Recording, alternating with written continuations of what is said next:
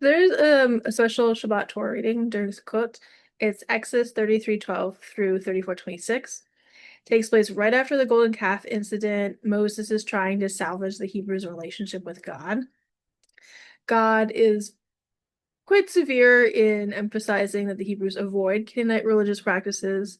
Marsha also mentions Shabbat, kosher eating, Shavuot, Pesach. It makes sense for a holiday reading.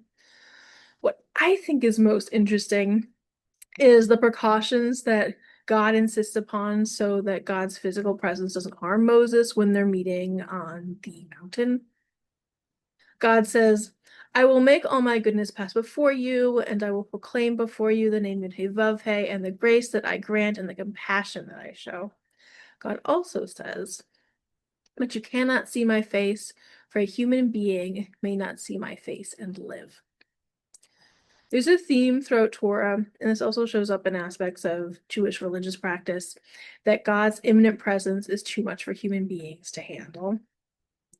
It's one of the explanations for why we cover our eyes when we're saying the Shema.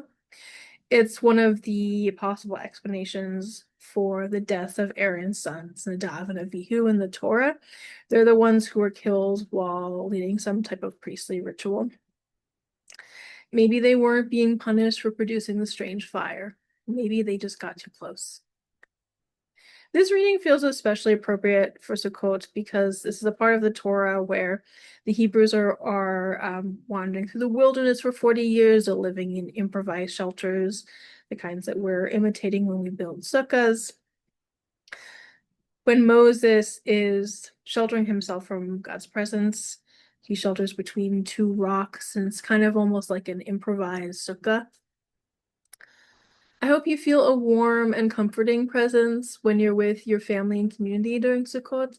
Moadim l'simcha. My name is Hillary. I'm a Kohenet or Jewish priestess. I like to study and teach feminist, LGBTQ plus affirming, disability lens Torah.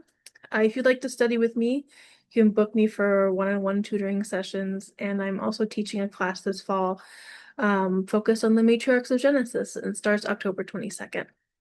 Thank you for listening and Shabbat Shalom.